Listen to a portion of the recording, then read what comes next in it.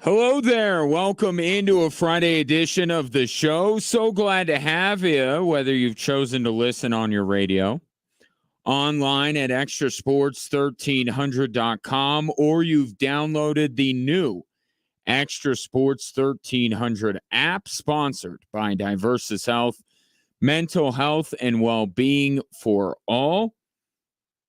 A veritable cornucopia of sports topics await you over the course of the program. I have two guests. Nick Gismondi will join me.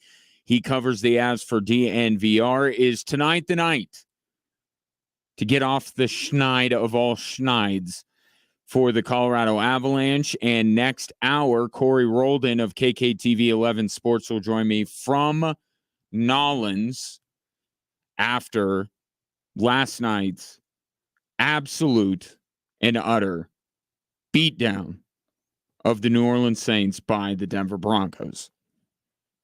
I'm going to start there. I'd love your thoughts on this Friday. 719-247-1313. You can call or text them in. My biggest takeaway from last night's game is this. All this time, when we were trying to find one of Sean Payton's old quarterbacks to liken Bo Nix to, we kept looking in Drew Brees' direction. And there are certainly some traits, and even Drew Brees on the broadcast last night acknowledged some of those that he and Bo Nix share. But at this stage in the game, really, it's intangibles. It's the way they go about their business. It's their dedication to the sport. It's all these things that you really can't see. We have to start comparing Bo Nix to someone based on what we see with our eyes. And we're in luck because there is a former quarterback of Sean Payton's that when I watch Bo Nix, I can see the similarity. It's Taysom Hill. Now, I don't necessarily mean that as a compliment. I don't. But it's the truth. Bo Nix is a gifted athlete and a runner who can throw a little bit. That's where he's at right now, 7 games into his NFL career. Maybe he turns into Drew Brees one day, but right now, he is more Taysom Hill than he is Drew Brees. And that just has to be acknowledged. We got to stop making the Drew Brees comparison. He's got a long way to go to get there. He cannot, at this point, win from the pocket. He can't. It hasn't been great for him this season. And last night was arguably his worst performance from the pocket of these 7 games. In a game where everything else went right for the Denver Broncos, Bo Nix could still not make accurate throws from the pocket. Airmail Lucas Kroll on the opening drive, sidearming a throw to Cortland Sutton on the sideline, threw behind Vele in the 2-minute drill at the end of the first half, threw short of Sutton, which should have been picked by Tyrann Mathieu. The only thing that I see consistently that works for Bo Nix in the pocket, in between the tackles, is RPO. And why is that? Because he can do the R part of that. He can run. You have to respect his legs. That's why the RPO works. That's why it exists. That's the only thing that consistently from the pocket Bo Nix does well. Drew Brees did a lot more in the pocket well than that. So the question, and it's not a new question. Last night is not a new development with Bo Nix. It's been there since the beginning. This season, what is more important to you? the development of Bo Nix or winning football games? That's been the question from the outset. And I pose it to you. But I also pose it to Sean Payton. Sean Payton has been trying to develop Bo Nix as a pocket passer. You can't deny that he hasn't tried. He's been trying. And the idea is we'll do some of that, but we won't ask him to do too much from the pocket. We'll ask him to do a little bit, but with our defense the way it is, we'll establish a running game. We'll be able to win some games. And they have. But that plan has a ceiling, and you can see the ceiling, and they've hit it a couple of times.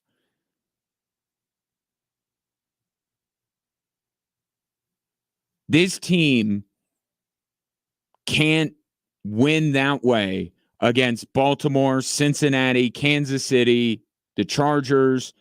They can't. That's the ceiling. It's good enough to beat the Raiders. It's good enough to beat New Orleans. It's good enough to beat this team or that team. It's not good enough to beat the most difficult teams on the Broncos schedule.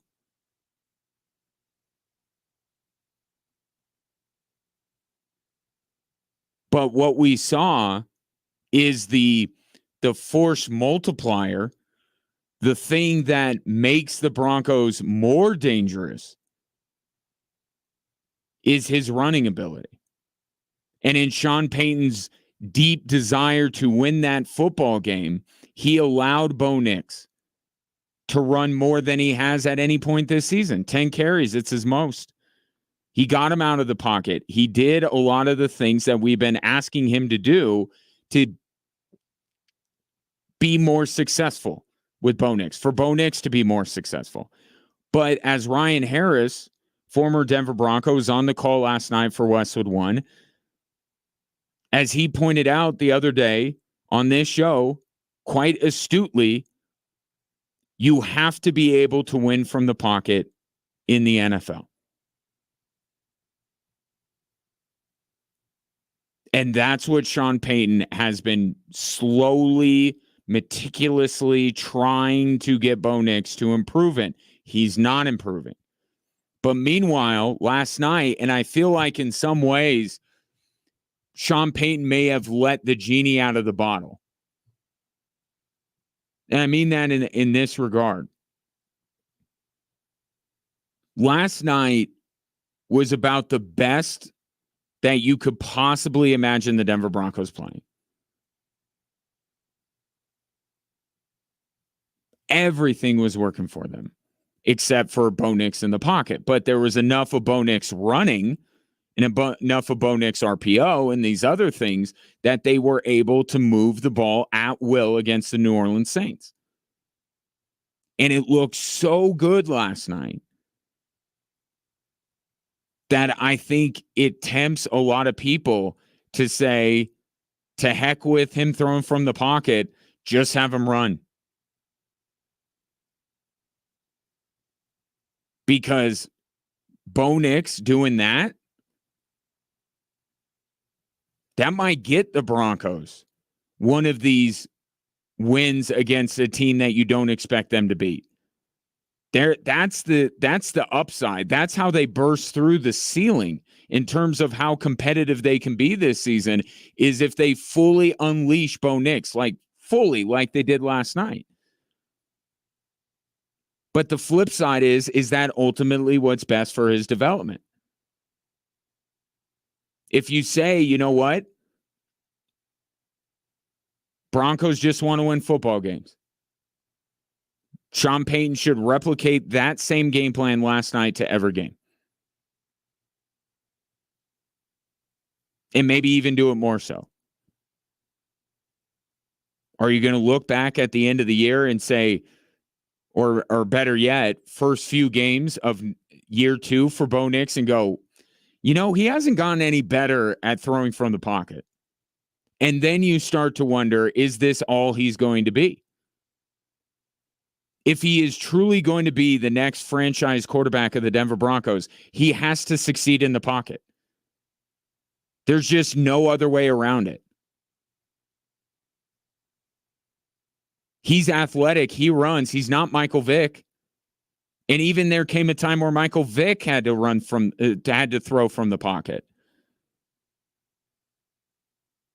So it's that same question that we have been asking week after week after week. What is the goal here? I know what the goal last night was. The goal last night was to win by any means necessary. But what is it the rest of the year when Sean Payton is not coaching against his former team? What is it about then? Because I feel like he swung the pendulum the complete other way last night. And it was just like, go. He just told Bo Nix, do your thing. And the way he was throwing the football from the pocket, it's hard to blame Sean Payton.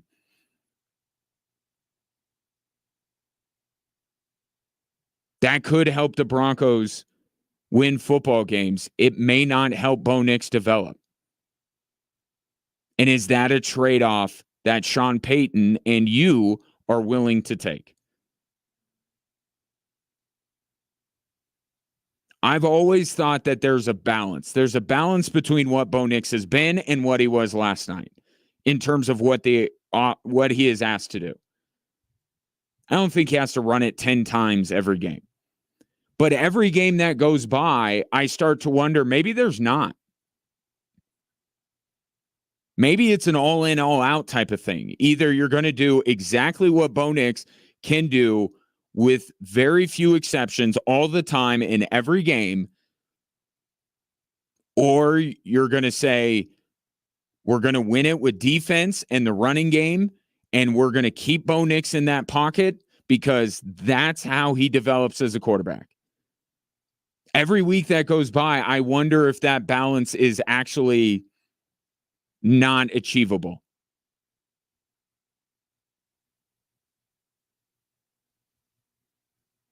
Because last night, what you saw, that's intoxicating. That feeling of just an utter beatdown. And I know the Saints are not a good football team.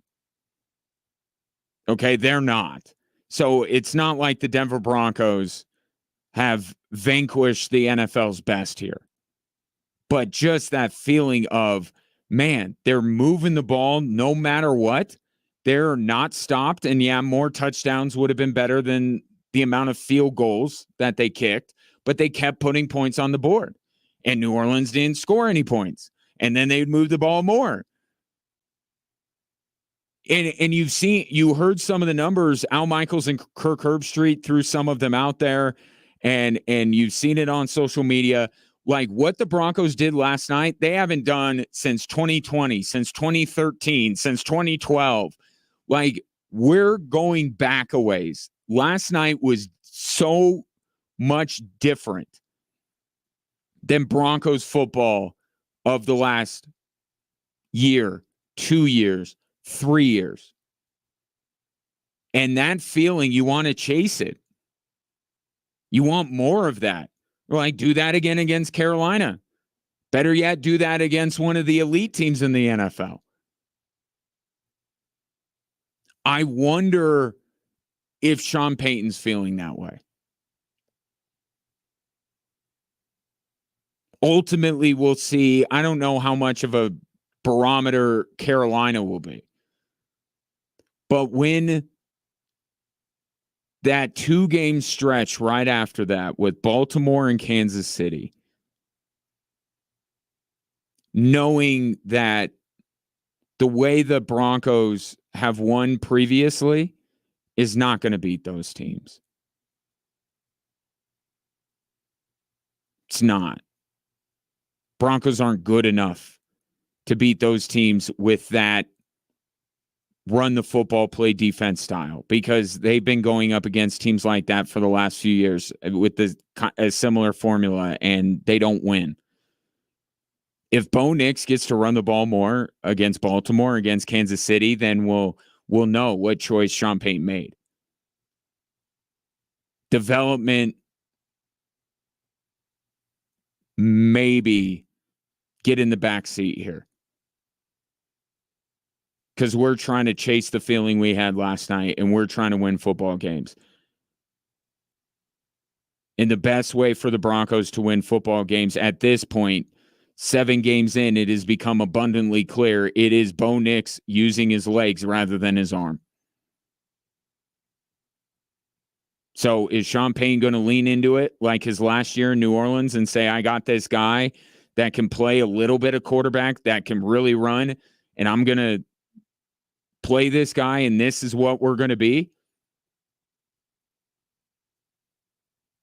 Or is he going to continue to be patient and say, I want to develop Bo Nix now?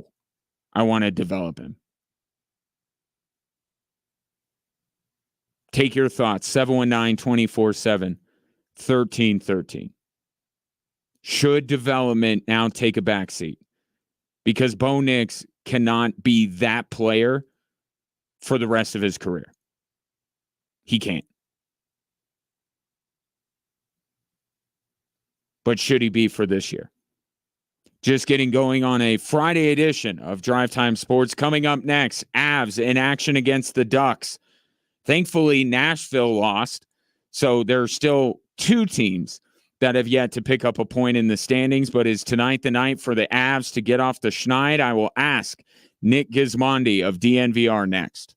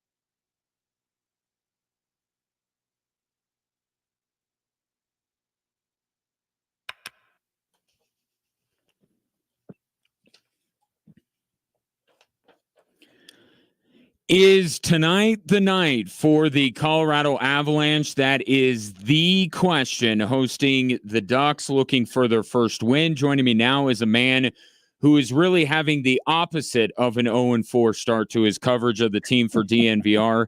He is Nick Gismondi. Gizmo, what's up, bud? What's up, buddy? That was a heck of an intro. I appreciate it. So is this the most important fifth game of a season in not just Avalanche history, but NHL and organized hockey history as well? Oh, I'll tell you, there's, I kind of said this the other day. If you start this way, if this stretch was happening in the middle of January, nobody would be batting an eye. Mm-hmm. But because it's an 0-4 start at the beginning of the season with a team that was a Stanley Cup contender, I mean, you are exceptionally close to the panic button. And as far as must-win games go, this is that for them. Jared Bednar seemed to think that the improvement was going to come against the Isles. It ultimately didn't, but it seemed like he liked the Bruins game better. Why did he like it better? Well, the Bruins game was a more complete game, team defense-wise, for the Avalanche. And then on top of that, it was Gorgiev's best showing, if you can say that, through the first four games. They got outshot 2-1 through the first and the second, and then were able to really sort of kind of fortify and bounce back and start playing good hockey. I mean, I thought the third period for the Avs was very, very good. I thought they got team defense. I thought they generated offense. I really truthfully thought they were going to tie that game up and then win it in overtime, and that was going to be sort of what, righted the ship a little bit. So they were close in that last game against the Bruins. Tonight, I'm really hoping for that next and last step to sort of kind of get over the hump a little bit here and put them on the right track, because that's really all they need. They just need one good moment, good thing, good game. And it started to build. And I wish that the period they had last game in the third was the period they had in the first, because it probably would have worked out. Nick Gismondi, my guest, DNVR Avs tonight. Avs taking on the Ducks. We know that there's about $40 million worth of players not coming to the rink on a nightly basis for this team. If you could wave your magic wand and bring one of these guys back immediately and say, at least that will right the ship for a little while, which one would it be? Landeskog. You need your captain. He's there and he's doing what he can from a presence standpoint, but what he brings on the ice and the calming voice and the leadership from him is, in my opinion right now, it's irreplaceable. I think you really need Landy back into the lineup. That's just not going to be a magic wand move, and it won't happen, unfortunately, right away. But I would get Landeskog back. I mean, you're not far off from Lehkonen. He's got an appointment on the 28th, so the end of the month, and you're not going to see or hear about him until then. Hopefully he's able to return right away. Hopefully these other injuries are mild and don't last long. Speaking especially to the likes of Cervantes and Jonathan Drouin, love to see them back in the lineup right away. That will change things quickly also. Miles Wood, is he being, I know there was some worry after the game that maybe we would be adding Miles Wood to this MASH unit list. Is that not the case? Is he okay? I think we're going to see Miles Wood tonight. Good. That would be good. Yeah, Nick, I think we'll see him.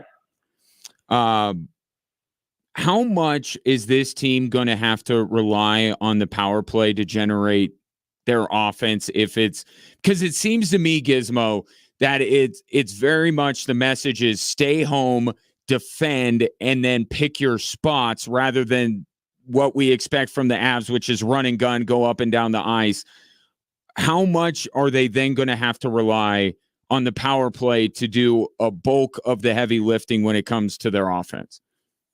Yeah, well, I mean, 3 for 3 last game, right? So the power play's clicking, but that's an uncontrollable factor, right? You never know how many of those you're going to get a game. What you can control is your output offensively. Yeah. And what the Avs need to do is start to relax a little bit and get that good goaltending. And the reason why you see them circling the wagons around the net is because they just don't know what they're going to get. I mean, I'm sorry, but that's just the facts. 25 goals in 4 games. You've only led for 4 minutes and 59 seconds through 4 games. The time to hesitate is through. So if Georgiev can start this game off the first 5-10 minutes and show that he's here and he's present and he's mentally ready to go and he can stop pucks, everybody's going to relax a little bit and you're going to go back to that run and gun offense that you're used to with the Avalanche. If he looks shaky in those first 5-10 minutes, then yeah, it's going to be a circle the wagons. All 5 guys are within the hash marks, in the triangle there in front of the net, and you'll take the offense when it presents itself. But I mean, you're going up against the Anaheim Ducks team that isn't necessarily lighting the world on fire. So you'd like to be able to take advantage of it, but I think a lot is going to be known in the first 5 to 10 minutes, depending upon how Georgiev plays, who is getting the start tonight.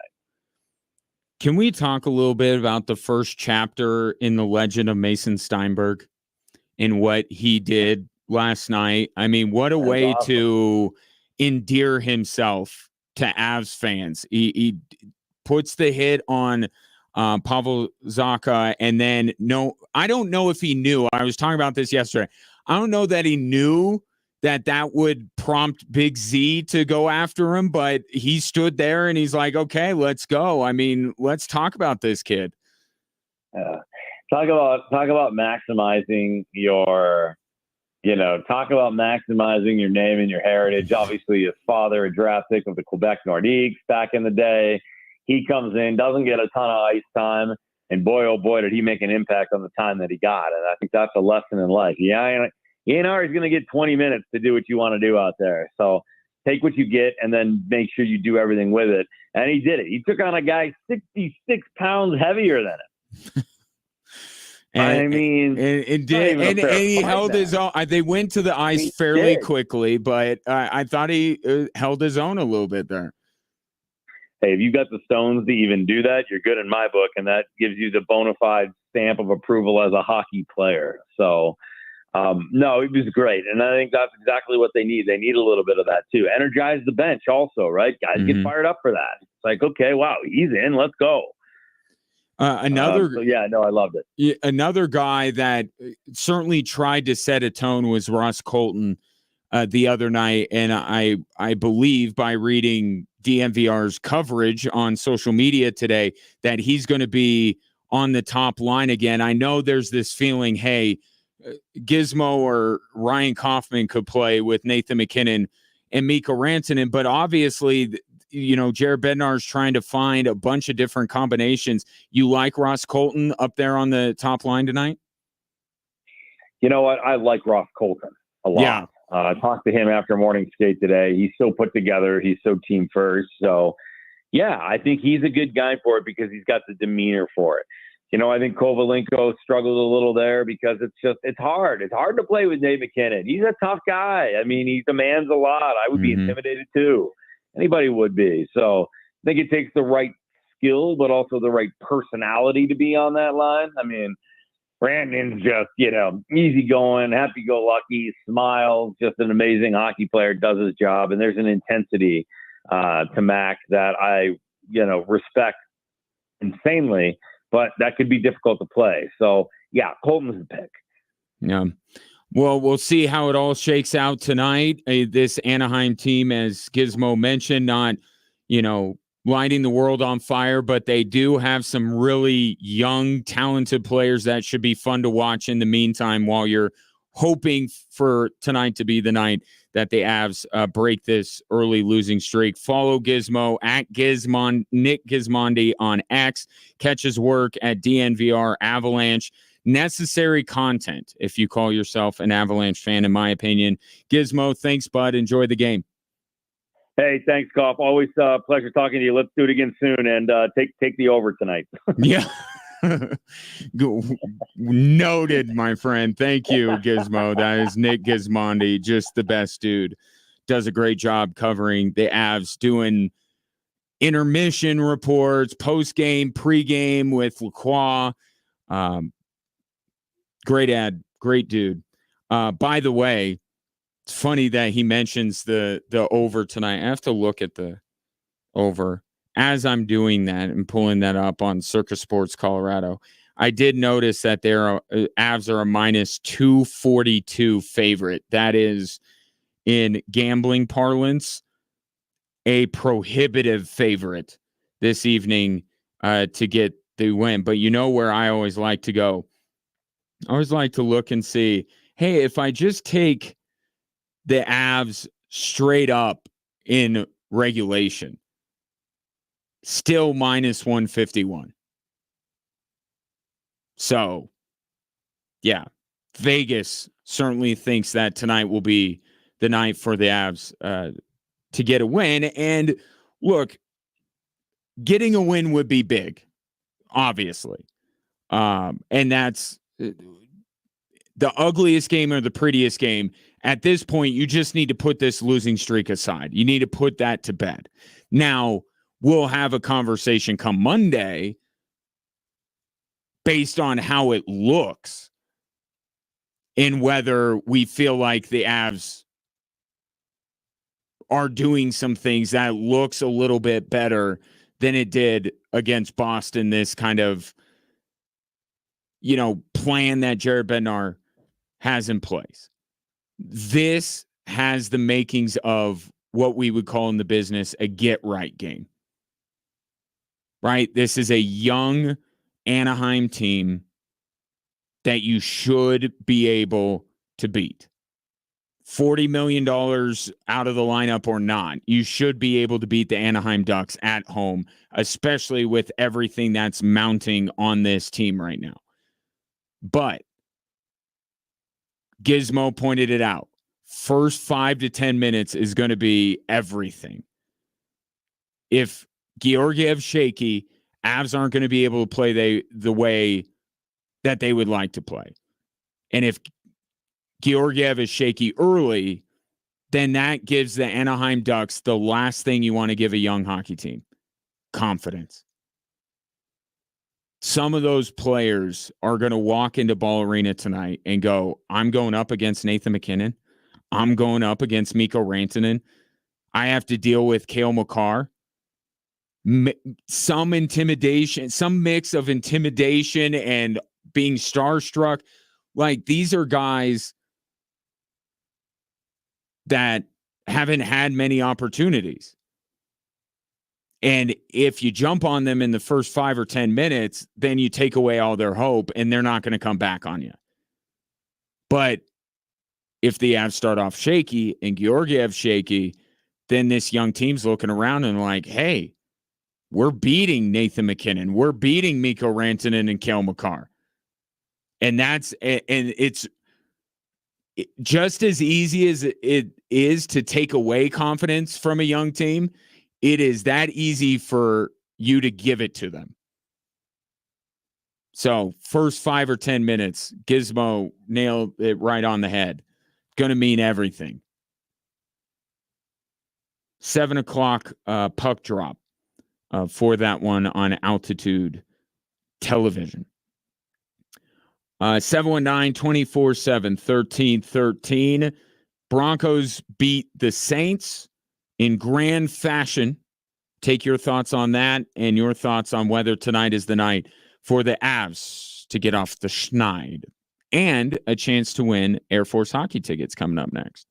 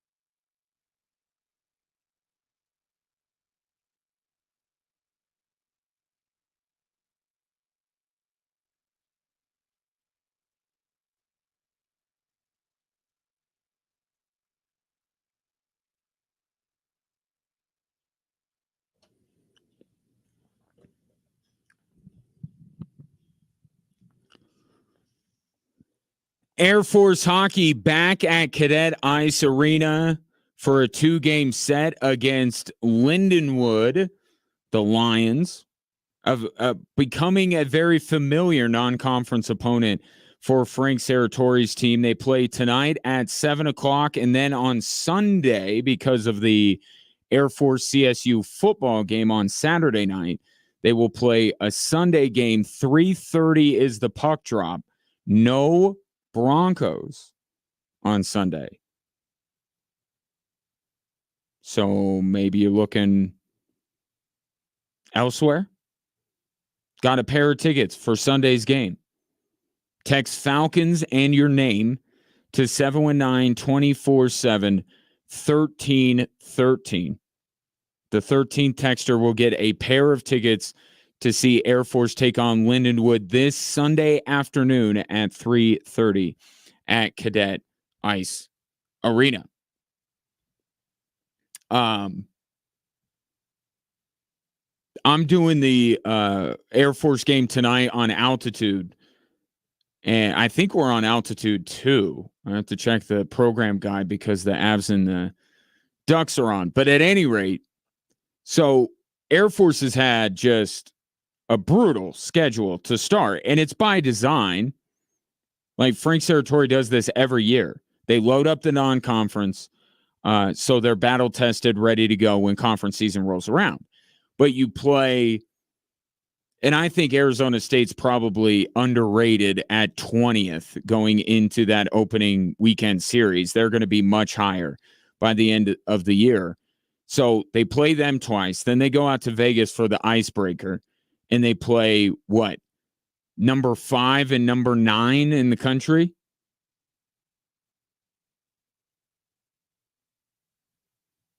I mean, 2 more ranked teams. The rankings have changed after that. But the point is, they have played 4 games against really good teams. For a team that's trying to figure out roles, lean on some new players, all of that kind of stuff. It's been tough. And they come back home for these 2 games, and you're like, oh, it's Lindenwood. Newer program, only been D1 for a couple of years. Okay, this is where Air Force gets going. Not going to be easy. Lindenwood just played number 9 Wisconsin. They beat them 4-2 on a Friday night and lost to them 3-2 in overtime the next night. The number 9 team in the country. In Madison. So, yeah, this isn't, maybe for the Avs tonight, it's a get-right game. I don't know that it's, Air Force is going to have to earn their get-right game. Lindenwood's good. But if you are inclined to check it out, Brian Roth and myself, 7 o'clock, will be on the call for that one. Just following up, advancing a story from yesterday. So Tony Bennett, the head coach of the Virginia Cavaliers, either most famous for winning a national title or being a 1 seed and losing to a 16 seed, depending on how you look at it, stepped away abruptly yesterday, just a couple weeks before the season started. And my thought was, oh, this has to do with transfer portal, name, image, likeness. Because I've seen other coaches in other sports that have made seemingly rash decisions on their future. Or maybe not rash, but significant. Retiring. Chip Kelly leaving a head coaching gig at a Power 5 school to be an offensive coordinator elsewhere. We've seen it a lot. And that's what I thought it was with Tony Bennett. And lo and behold, that's what it was. He said that he was not best equipped to lead this team given the current environment. And that's fine. And you can even lament to an extent that another really good basketball coach is bowing out because of this. And it's not to say that there aren't problems, right? It's a lawless wasteland going on. And there needs to be some corrections.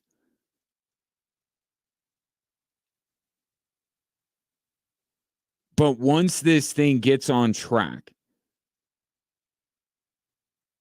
and all of these settlements get exactly that settled, and there's a new,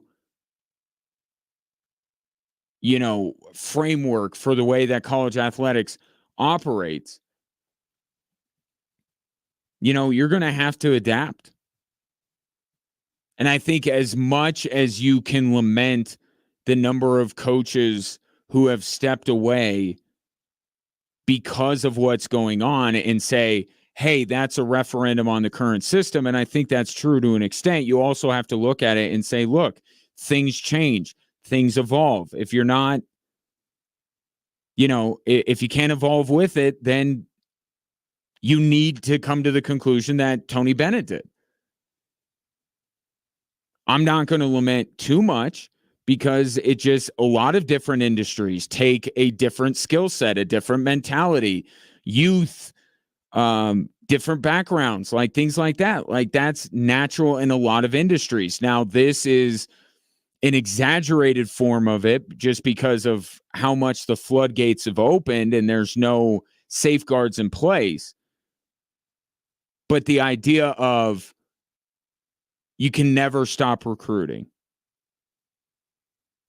right? And you got to be looking at other teams as well as your team. Keep your guys, go poach guys. I mean, it takes a lot of energy. And it's a different way of doing it. And if Tony Bennett's not up to it, then I think you say good on him for looking out for what's best for the program. I don't still understand why now and not 3 months ago. The timing of it is a little curious.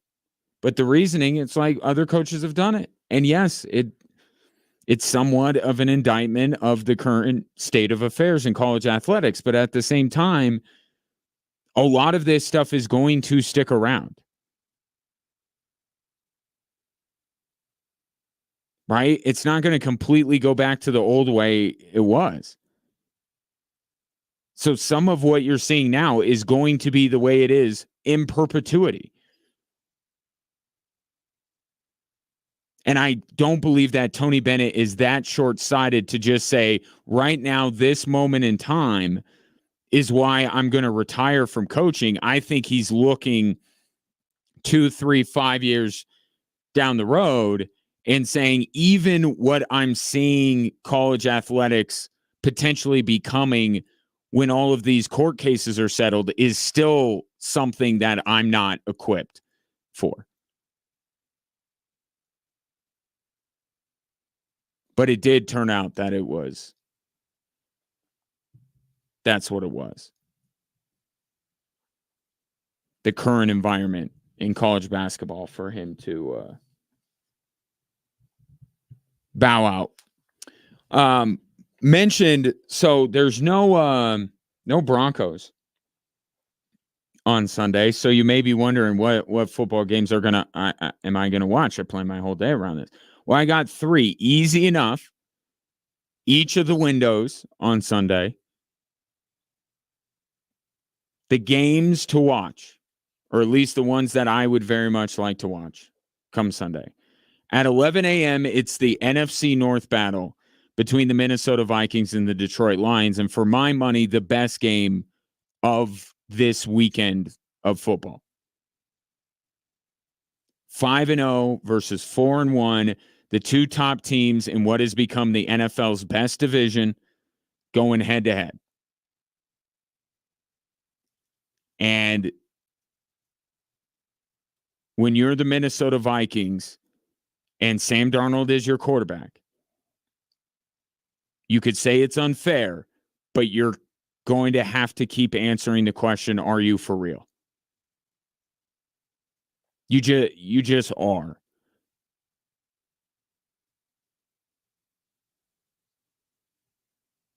They waxed Houston, which has been their best win.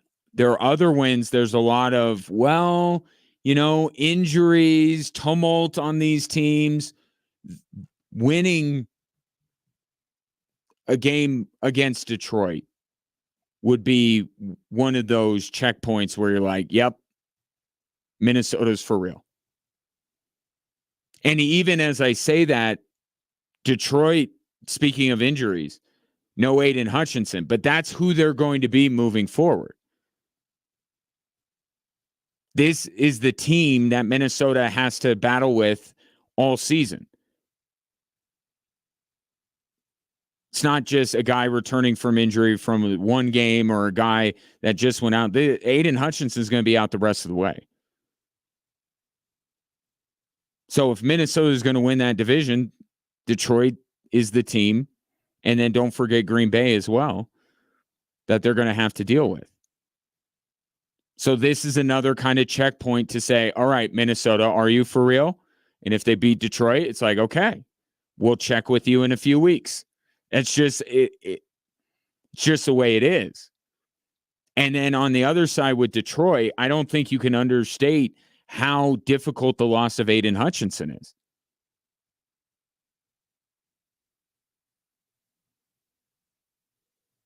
Now, I do think there's going to be more on Jared Goff and the offense's plate to try and carry this team a little bit more. Not saying they can't, but this will be our first chance to kind of see it. So that's the best game of the weekend. And that's right out of the chute at 11 a.m. on Sunday. And then in the 2 o'clock window, 2:25 Mountain Time, it will be the Super Bowl rematch between the Chiefs and the 49ers. And some part of me hesitates to put this in there as like, oh, you got to watch this game. This is a big game. I don't know that either fan base is really looking at that game as like, okay, if this game goes our way, then this. You know what I mean? If the 49ers beat the Chiefs, is that going to be okay? Now we'll be able to beat them in the Super Bowl. I don't know. And if you're a Niners fan, you can hit me up and let me know. If the 49ers beat the Chiefs on Sunday, are you supremely confident that if this is once again the Super Bowl matchup, that the 49ers will get the best of the Kansas City Chiefs? Now, I do understand, and that's why I kept it in here, that if Kansas City wins again, right, you can't go into a potential Super Bowl matchup having just lost during the regular season, given what has happened in the previous Super Bowls, and feel supremely confident in the 49ers' ability to beat the Kansas City Chiefs.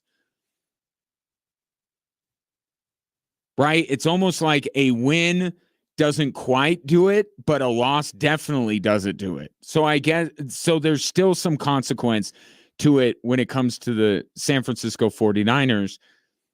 I don't know that the Chiefs will look at a loss and go, oh no, the tide has turned. I think that has to be in a Super Bowl. But however you gauge the consequence of it all, it's certainly a spectacle. Right? Super Bowl rematch, Mahomes, Kelsey, Purdy, and his stable of stars, Nick Bosa, who I think has a chance to lay bare for all the world to see. Everyone's trying to get Patrick Mahomes another wide receiver. I'm telling you, his biggest problem is what Nick Bosa can highlight on Sunday, and that's the offensive line. And we saw that the offensive line in the Super Bowl the Chiefs lost was their Achilles heel. So if Nick Bosa can wreck this game, then everyone will know, oh, it's more the offensive line than it is Patrick Mahomes has to have this number one receiver. No, it's the offensive line. His tackles are bad. And then in the night game, it's the only one you can choose, but there is some intrigue around it. Russell Wilson. Yes, according to George Pickens, Russell Wilson will be the starter on Sunday. He'll make his Steelers debut. Devontae Adams will make his Jets debut. Now, I've said it. I don't get it. I can't find a football reason why Mike Tomlin is going to start Russell Wilson. It can't be better. It can only be worse or maybe the same. Best case scenario, it's the same. It's not going to be better. But I've thought about this probably more than I should have. I wonder if Mike Tomlin is playing four-dimensional chess here. Because despite all the Jets' problems, the defense isn't one of them. Right? So if I wanted to put to bed once and for all this idea that maybe Russell Wilson has something left or maybe Russell Wilson is the best quarterback for the job, throw him in against one of the NFL's best defenses, and then either he does fly and you're like, whoa, Russell Wilson has a lot left, or it's worse, and then you're like, well, we got to go back to Justin Fields. I know it's not that, but I have thought about this in so many different ways that's where I'm at today. That Mike Tomlin is throwing him to the wolves and saying, if you do well, great. Good for us and good on me for making the change despite so many people saying I shouldn't. And if you fail, then I don't have to worry about a quarterback competition. There's not. It's Justin Fields. Now, why would he go to those links? I don't understand. Just bench Russell Wilson because you got a good thing going with Justin Fields, but that's where he's going with it. So still some decent football, even without the Denver Broncos on Sunday. Coming up next, we will get back to the Broncos, and I don't know how last night could have gone any better for Sean Payton.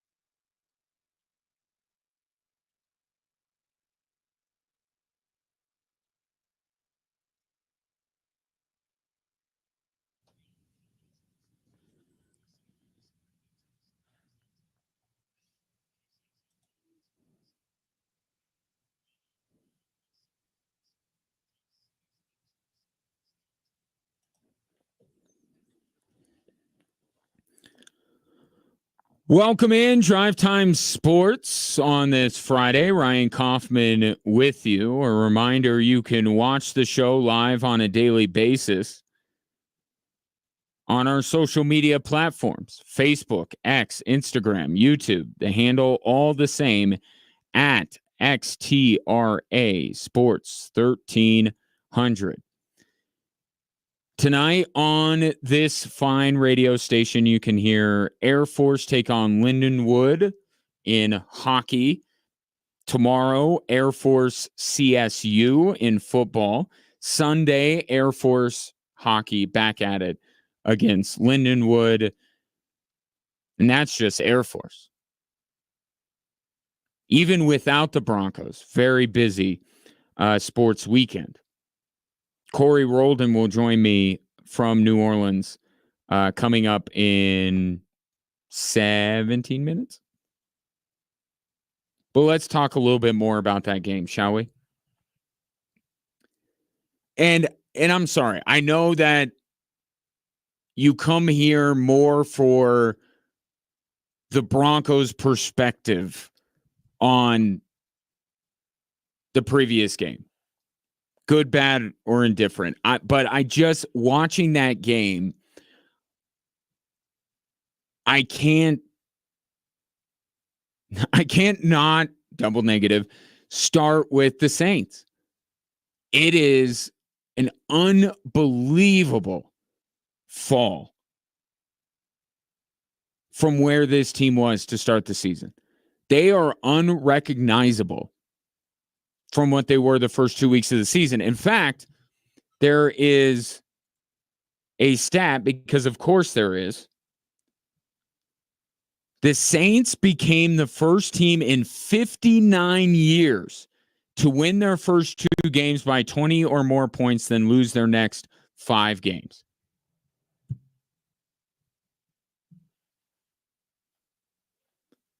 So we've never seen this. We've never seen a team come out of the gate like New Orleans and then be like New Orleans in every game after that. We've never seen this.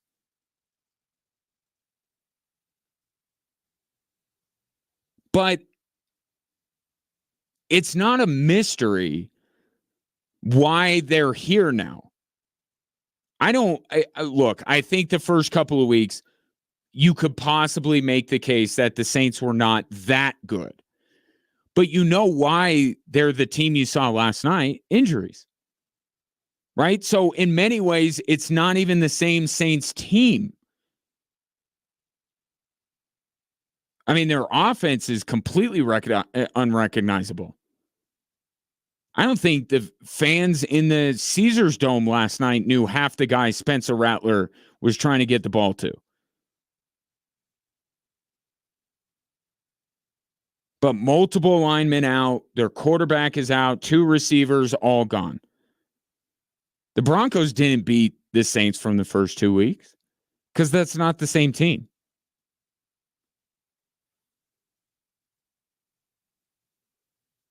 So that's just what stayed with me. Like, my gosh, this team was so good the first 2 weeks, and they are so bad now. They are so bad. And to the Broncos' credit,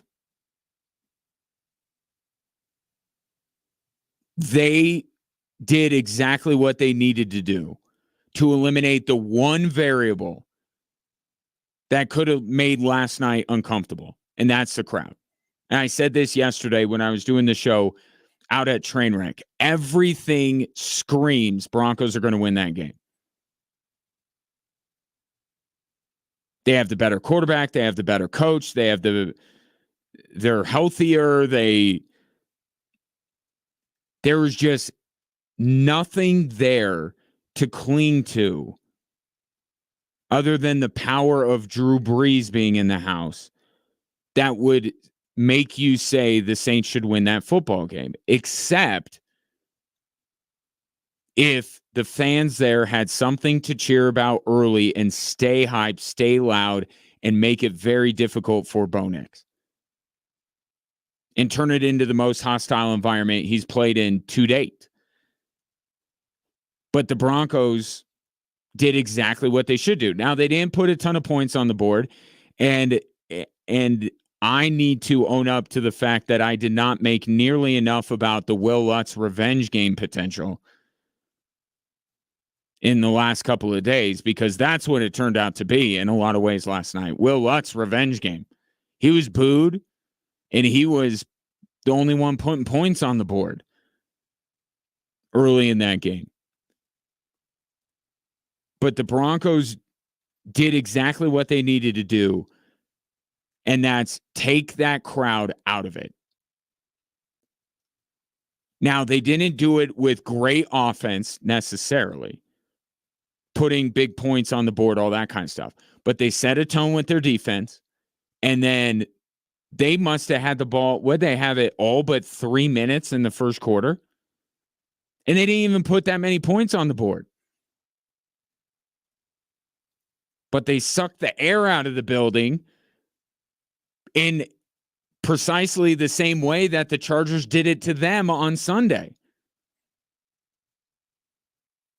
They converted third downs. They kept their offense on the field and just bled the clock. That's exactly what the Chargers did. And the Broncos were able to do it to New Orleans.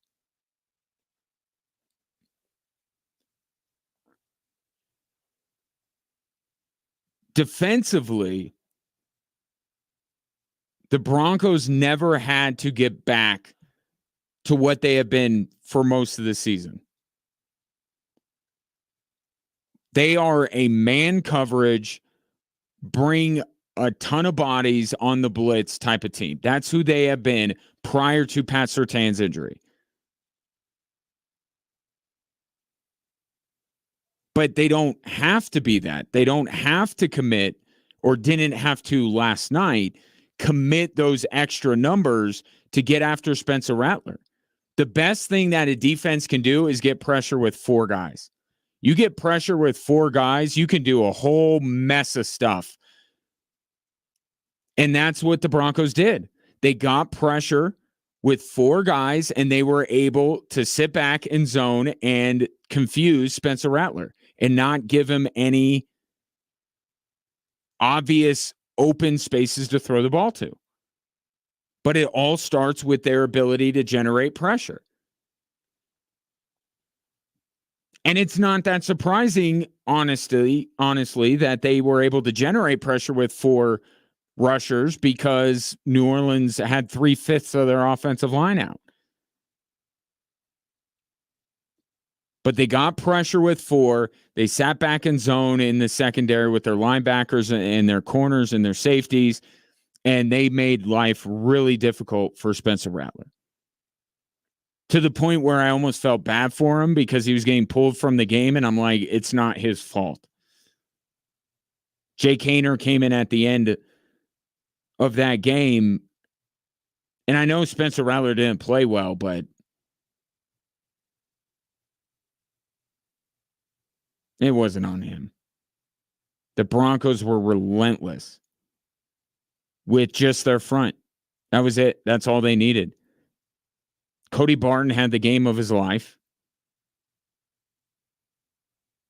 and the Saints offense could do nothing. And then on the offensive side for the Broncos, you had a combination of the worst tackling team in the National Football League going against Javonte Williams.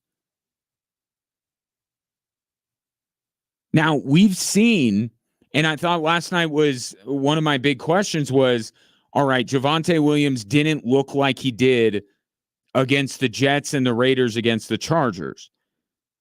Is that because the Chargers stacked the box, because they knew what Denver was trying to do and all that kind of stuff? Was it that those 2 previous games were a little bit of fool's gold for Javonte Williams? Well, last night did not look just in line with the Jets and the Raiders game. It was his best game since returning from the surgery. 88 yards, couple of touchdowns, breaking all sorts of tackles. But you get Mike McGlinchey back too. It's like you have the worst tackling team in the league going against a running back who 2 of the last 3 weeks has shown some of his past ability to break tackles. You get back one of the best run blocking tackles in the NFL in Mike McGlinchey.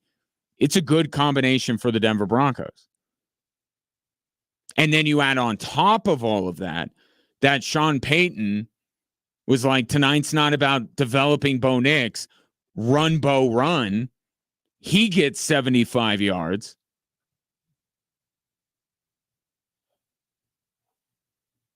Winning that game 6-3 would have been somewhat satisfying for Sean Payton to a degree.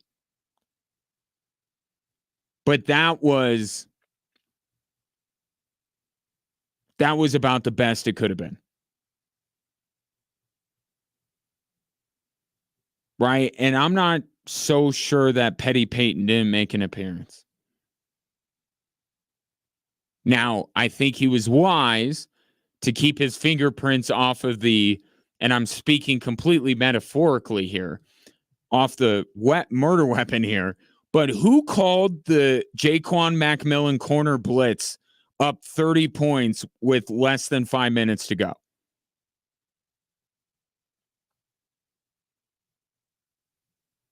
Like, maybe the offense wasn't running up the score, but it sure looked like on that play, the defense was. So either Vance Joseph is trying to please his boss and saying, look what I've done for you. Or Sean Payton was like, need a little something here and I can't, have Bo Nix air it out. For a couple of different reasons. One, it would look like he was running up the score. Two, he'd probably be unsuccessful in that endeavor by asking Bo Nix to throw it. So get the defense to do it. A cornerback blitz on a third down in a game that you're up by 30, like that's running up the score. Couldn't have gone any better for Sean Payton. After the game, he got the game ball from Greg Penner, and the whole experience, as Sean Payton said, meant a lot to him. Meant a lot. Because there were a lot of moments here, and you get a chance to see old players that are here, and then to be with this team and this ownership group. It's the reason you miss it. The 1 year out, and you miss relationships, and you miss making memories. It's like I told him a couple of weeks ago, Surtan's interception, right in front of our bench. There'll be a day when I don't remember his name, and, I'm having applesauce out of a straw, but I'll remember that play. And so that part of it, being around young people and having a chance to be part of their journey and coach them is a pretty good job. And I'm thankful for it. So, it was kind of emotional. That's a different side of Sean Payton. But that was, I cannot stress this enough, after the game. During the game, it was claws out. I want to destroy you. And you could just tell that Sean Payton was determined to make that game the highlight of the Broncos' year.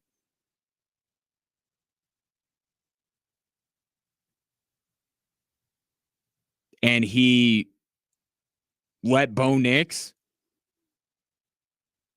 do what Bo Nix does best, put his development to the side, let him Vance dial up corner blitzes up by 30. Like, there's a different mentality from Sean Payton when he's on the field. He didn't just want to beat the Saints. He wanted to destroy them.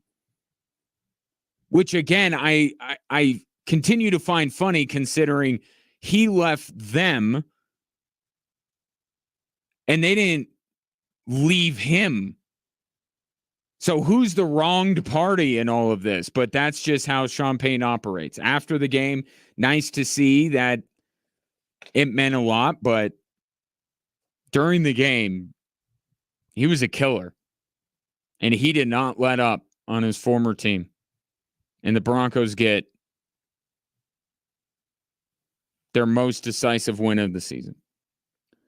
719-247-1313. Take your thoughts on last night's game.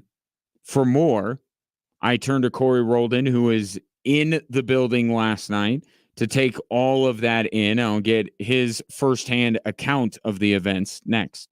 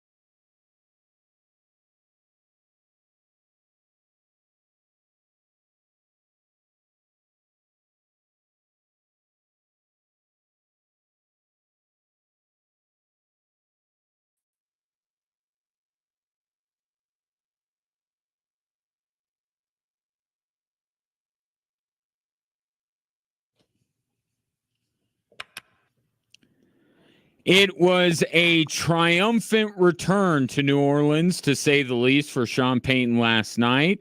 My next guest was there to witness it firsthand, and he's still enjoying all that New Orleans and the state of Louisiana has to offer, and he knows his way around the joint. He is Corey Roldan of KKTV 11 Sports. Corey, how are you today? Oh, Ryan, we're doing great, man. Just getting ready for a shrimp and crab boil, having a little bit of gumbo. Triumphant victory for the Denver Broncos in the game that meant a lot to Sean Payton. Yeah, and I just played the audio from him when he was talking about, there will come a day where I'm drinking applesauce through a straw, and it's like, that's a different side of him, especially when compared to watching him on the sidelines last night. I mean, you could tell he didn't just want to eke out a victory. He wanted to make a statement against the New Orleans Saints. Yeah, that's a team he built. That's a team that Dennis Allen coached under him. It's a place that means a lot to him. And that's a side that we haven't seen, the Broncos fans haven't seen from Sean Payton. He's a historian. Sean Payton's an NFL historian. He knew what that moment meant, not only maybe coaching his final game in the Superdome, but also his former quarterback going into the Saints Hall of Fame. And in the locker room, Ryan, I talked to several players, a lot of former Saints. I tried to seek out former Saints. Malcolm Roach talked about it. Adam Troutman talked about it. PJ Locke, Nick Benito. They all said Sean got really, really emotional in the locker room. And he said he's became the 8th coach in NFL history to beat all 32 NFL teams. And just talking about, this is a place he spent 16 years at, right? Mm-hmm. There's 22 guys on the Saints staff, players that spent time in New Orleans. So it did mean a little bit more to them. How it certainly seemed like the air went out of that building fairly quickly. And we know that the Saints have been dealing with a lot of issues over the last few weeks. I mean, getting the sense with all the hype surrounding it, how much I'm sure Saints fans were looking forward to last night, Drew Brees and the whole nine. I mean, how quickly did that feeling in the building turn? Well, most of the people left after Drew Brees' Hall of Fame second line in the after halftime. I mean, that place used to be a fortress. It's not a fortress anymore.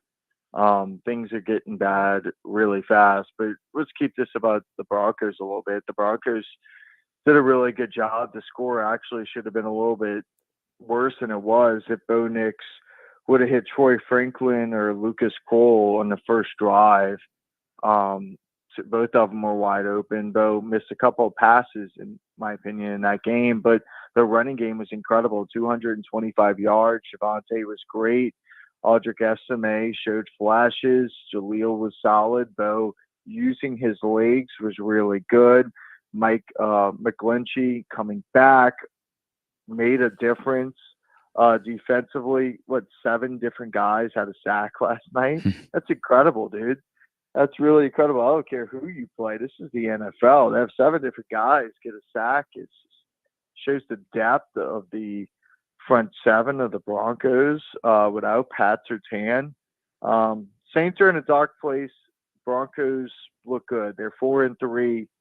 Could get a win next week against the Panthers.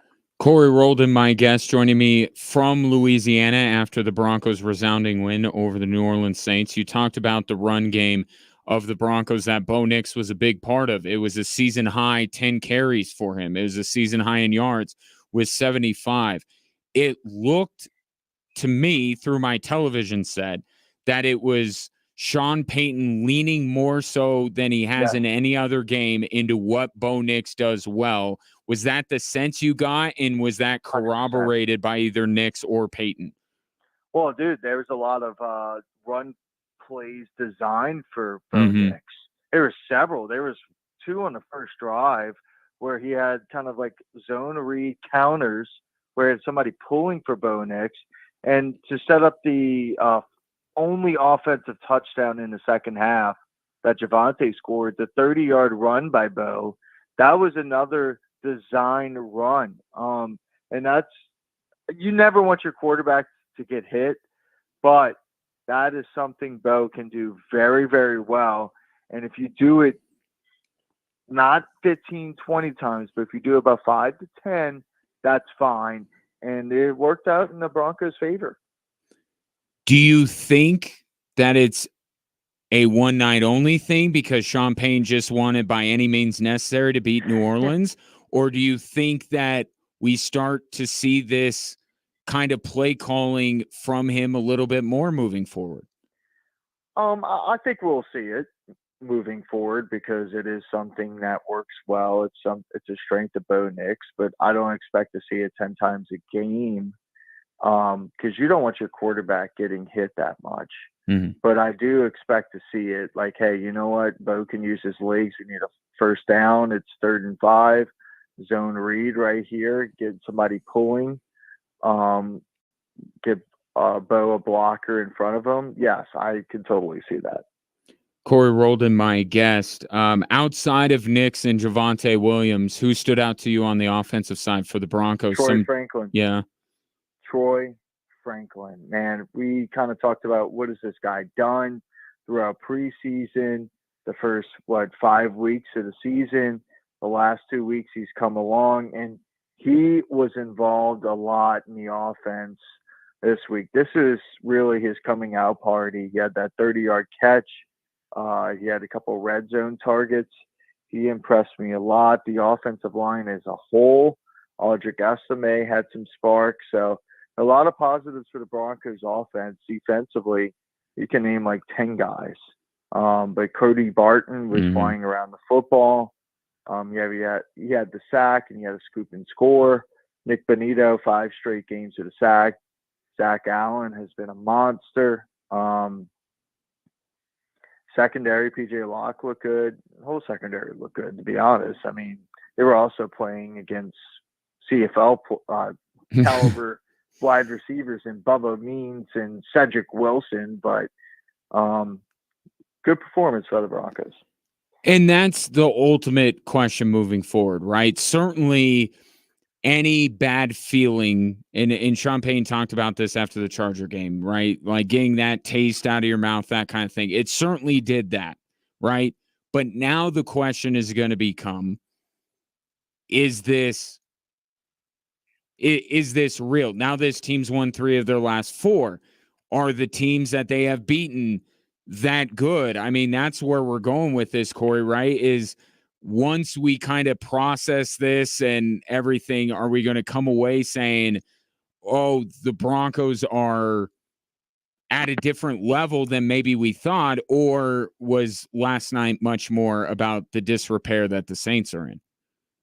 So, talking about the situation the Saints are in, the Panthers are in a worse situation. Right. Maybe I'm looking ahead, game. Baltimore, Kansas City, etc. Yes, that's when we're going to find out. Yeah. Honestly. I would expect Pat to be back versus the Panthers. Defensively, I think they're for real. Offensively, I need to see more consistency, right? They played really good in the second half versus the Raiders. They played good in the first half versus the Bucs. They played good last night in New Orleans. But I need to see that more consistently. Outside of those quarters I just named, has his offense played well? And any other, they didn't play well against the Seahawks or the Steelers, or really against the Chargers until the fourth quarter. So I need to see the consistency from this offense, and it's a young offense, but I need to see it. And Troy Franklin getting going and Javonte Williams getting going is huge for this offense. And Marvin Mims as a receiving back. Yes. That is correct. Continue. Maybe his days as a route running wide receiver may be over. It's jet sweeps just a playmaker. Jet sweep and kickoffs and punts. Are we going to get you back, or are you like sticking around for the Pels opener on Wednesday? What's going on? No, I will be back. I will be at the Air Force press conference on Tuesday. But, I will enjoy a weekend of college football and the NFL where I do not have to work. So I will be enjoying the Tulane football game on Saturday with a nice cold beer. Well, you've earned it. Yeoman's work over the last few days. Enjoyed the stuff you've been putting on KKTV over the last couple of days from down there. Appreciate your time and insight here today, and we'll see you when you get back. Always a pleasure to come on here, Ryan. Yep. Pleasure's mine. Thanks, Corey. That's Corey Roldan, KKTV 11 Sports, on the scene of a massive beatdown. That's striking. You can't tell sometimes fans, and the Broncos' big thing is the no-shows, right? Like, you don't see those no-shows because a lot of them are in areas that you're not going to be seeing on TV. For Corey to say, and he was there, like, he watched it happen. It wasn't like he was watching on TV like you and I, saying that people left after Drew Brees induction. Ugh. It's bad. I will say this, though. Well, I'll take a break, and then I want to get into this. Thoughts that ran through my head last night. Were there two people, emphasizing people, not players, two people on the Saints sideline that may be on the Broncos before too long? Get into that next here on Extra Sports 1300.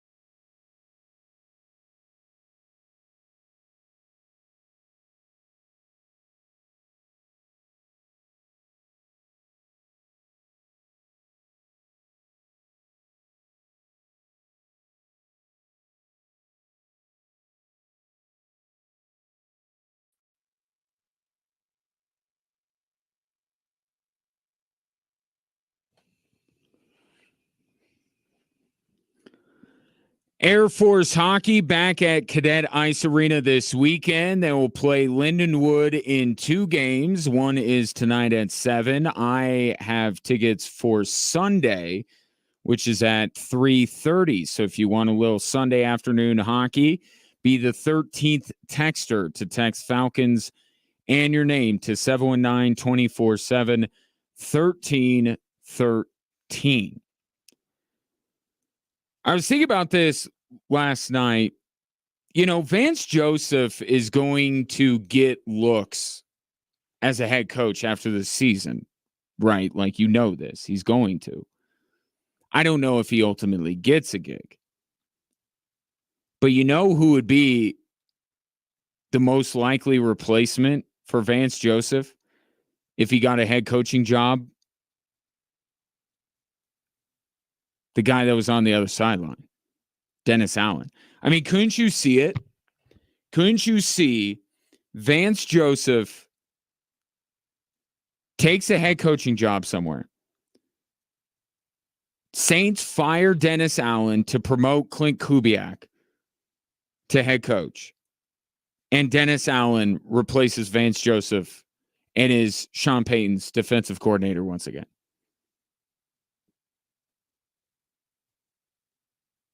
I could see it.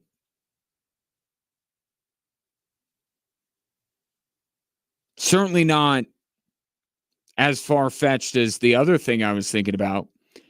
You know who would be great with Javonte Williams in the Broncos backfield? Alvin Kamara.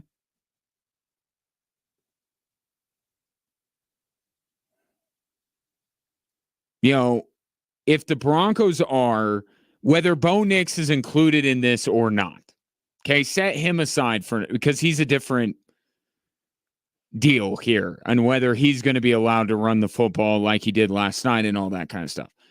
But we know that Sean Payton wants to run the football, wants to get production out of his running backs. It's always been the case when he was in New Orleans. And certainly the Broncos have made a concerted effort to be able to run the football. Sean Payton talks about it ad nauseum. They want to run the football. Now, Javonte Williams, 3 of his last 4 games now, has looked closer to the Javonte Williams of old.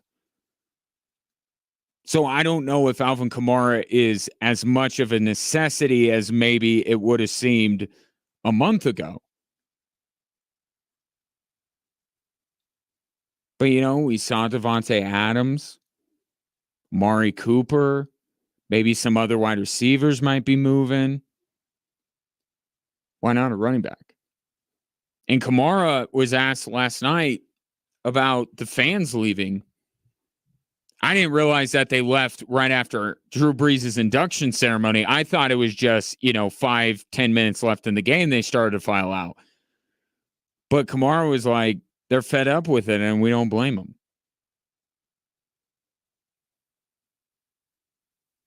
I know at some point the Saints will get back Derek Carr, yes?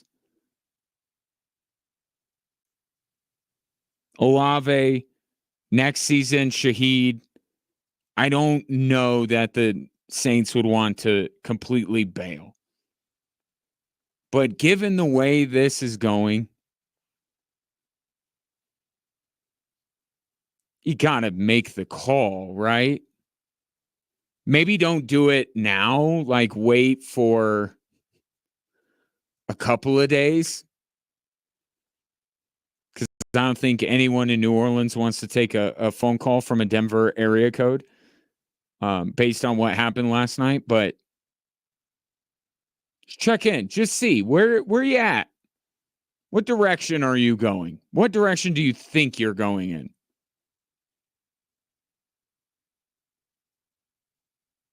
Big hug with Sean Payton and Alvin Kamara last night.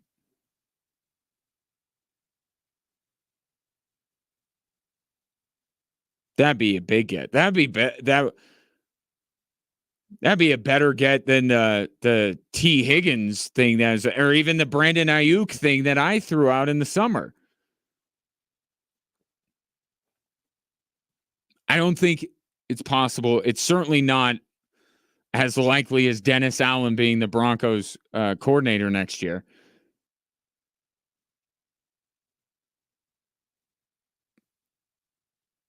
But what has happened with the Saints has got to make those in charge of the organization kind of question their reality here. I know it's injuries, but I mean, they are just, it's really bad. Kamara's probably not going to be a Denver Bronco, but was thinking about that a little bit last night watching that game. The Dennis Allen thing, I'm all in on. The Dennis Allen thing, I'm not going to let go. If Vance Joseph takes a head coaching job and the Saints season continues, Dennis Allen's going to get fired. There will be a defensive coordinator opening in Denver. And you say, oh, come on, Dennis Allen. No way. Man, did you say that about Vance Joseph? Vance Joseph walked so Dennis Allen could run. Sean Payton brought back Vance Joseph. As much as people around here do not want to utter the name Vance Joseph, and now look. If Vance Joseph wasn't the defensive coordinator of the Denver Broncos right this second, I don't think that this would be possible. But you see what Vance Joseph done, and now everyone's forgiven him, and we're like, yeah, you know, some people just aren't cut out to be a head coach. Right? Well, okay. You forgave Vance Joseph. I don't know what ills you harbor towards Dennis Allen, but keep an eye on that. I don't know if Vance gets a job. It did not go well.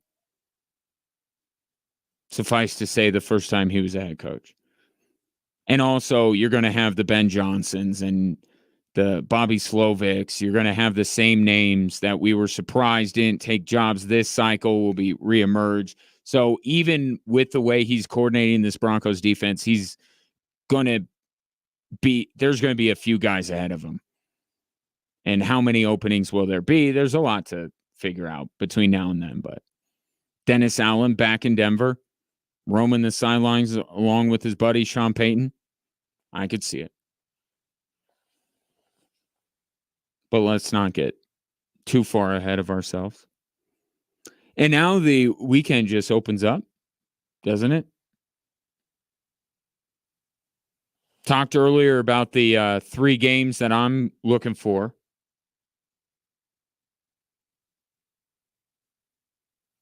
Forward to, I guess, on Sunday would be a better way to put it. Vikings, Lions in the early window, Chiefs, Niners in the 2:00 window, and then whether you want to or not, the only game you have to choose from is going to be Russell Wilson's Steelers debut. And this text comes in from the 719. Well, Sunday is wide open for entertainment. Rusty Wilson should be something to see. Ha, ha, ha, ha, ha. Something tells me that your phone did not autocorrect on Wilson's first name. This from the 719. John Fox was always run heavy at home by the second half. Defenses were gassed. And it's great if you can do it. Right? It's great if you can do it. But at some point, the problem that these teams run into, right? And I know John Fox coached Tim Tebow, and that was a completely different thing, right? I don't think defenses were gassed, and that's why Tim Tebow was able to do what he did. But the issue with this, and it's not that different than Vic Fangio's idea, like the offenses are different, but it's the same mentality, right? The Broncos for years have been doing this. We got to run the football and play good defense, and we're going to have a chance to win. The missing link was always you still need a quarterback to be able to win you the game.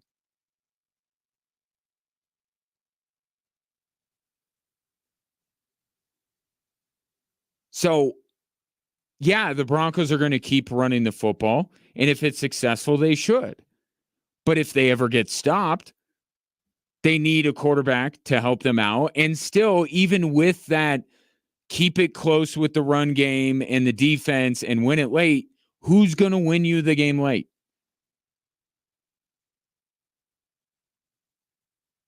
That's Bo Nix's job. And that's why the lasting question, and we'll pick this conversation up on Monday, should Sean Payton just completely lean in to what Bo Nix was last night and say, that's what he is. I'm not going to try and change him. I'm not going to try and develop him as much because I saw something great last night and I want that every week.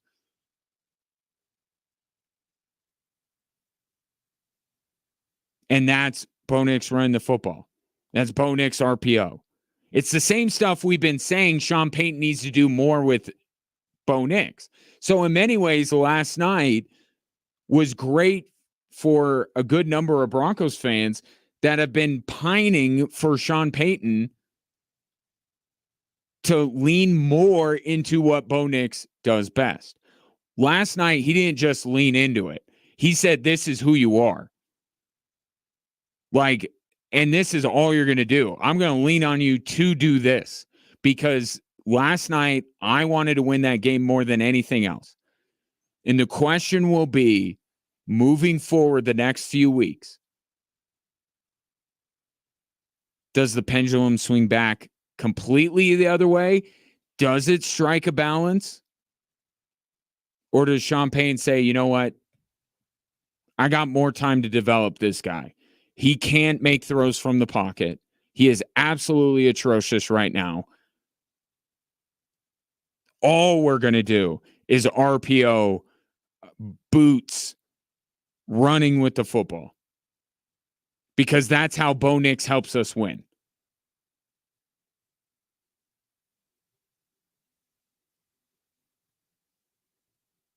I mean, ponder that through the weekend and discuss come Monday. So no Broncos, but a big football weekend nonetheless. Of course, hockey is back as well. More and more things that you can bet on the Circa Sports Colorado app if you are so inclined. And I would suggest if you're someone that likes to dabble in such things, responsibly, of course, that you're not going to have a better experience than on the Circa Sports Colorado app. They strive to be a minus 110 split. Unlike other sports books, they use minus 115, minus 120 a bit more. They don't, they keep as little money as possible on large market bets like futures and golf tournaments, and they do not limit players based on their winnings. Every player has the same limits, unlike other books who do limit winning players. They're so confident that they like what they're bringing that they invite you. Download the app, compare it to what you're currently using. They did this with me, and I'm like, yeah, Circa Sports Colorado, that's what I'm using from now on. Download it today. Must be 21 years or older and present in Colorado to bet. If you have a gambling problem, call or text 1-800-GAMBLER. Congratulations to Tyler and to David. They are the winners of our Air Force hockey tickets for Sunday. Speaking of, tonight, I'll talk to you on Altitude alongside Brian Roth for Air Force and Lindenwood. Tomorrow, I will talk to you for Switchbacks and Monterey Bay at 8 o'clock Saturday evening. Or some combination of those. And then, of course, I will be back with you Monday at 3. I got to go to the Air Force Academy. So have a great weekend. Talk on Monday or tonight or tomorrow.